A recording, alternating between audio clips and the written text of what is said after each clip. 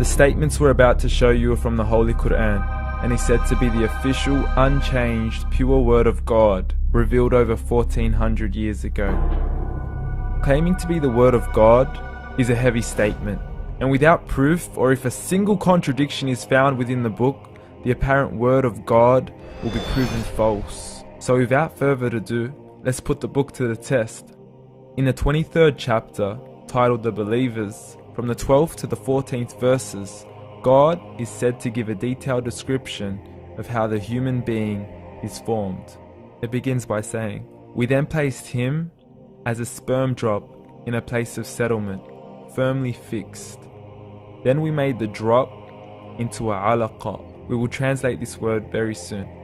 "And then we changed the alaqa into a lump. Then we made out of that lump into bones. And then we clothed the bones with flesh. Then we caused him to grow and come into being and attain the definitive human form." In the 21st century, we can now safely say that this verse is clearly describing the process of human development in correct chronological order. However, what we should be paying attention to in particular is the second stage, referring to the development of the embryo. The specific word used to describe the embryo in this verse is the word alaqa. The word alaqa, when translated into English, can mean three separate things. Firstly, a blood clot, or to be suspended, that is to be hanging or clinging to something, or thirdly and finally, a leech. Now, all three definitions don't come anywhere near what we perceive to be the human embryo. So, why are these words used, and what significance do they share with the human embryo? Can the embryo be described as a blood clot? Well, what do you think? In the 3rd week of embryonic development, a tubular heart joins with the blood vessels to form a primordial cardiovascular system, and by the end of the 3rd week, the blood is circulating and the heart begins to beat on day 21. The first thing that comes to mind in regards to being suspended or hanging is the umbilical cord. But we can't use that example because we are simply referring to step 2, before the baby has even formed. But we now know today that the umbilical cord is formed from the connecting stalk. And the connecting stalk is formed as soon as the embryo is formed.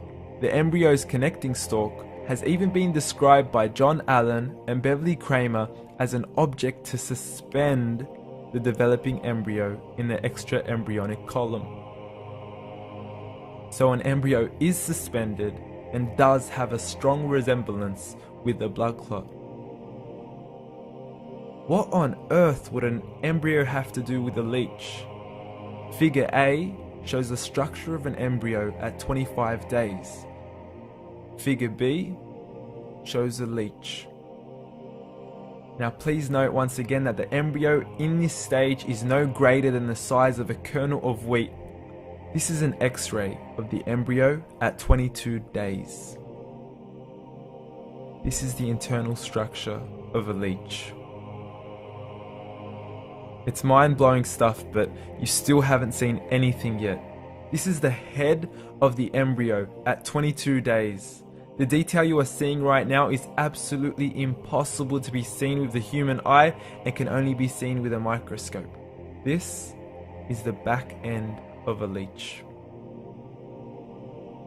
There's no other words used to describe this other than mind-blowing.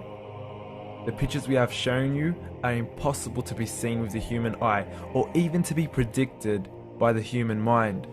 Once again, the verses we have shown you were revealed over 1400 years ago to a man who couldn't read nor write. Are these the words of God? Descriptions of the human embryo in the Quran cannot be based on scientific knowledge in the 7th century.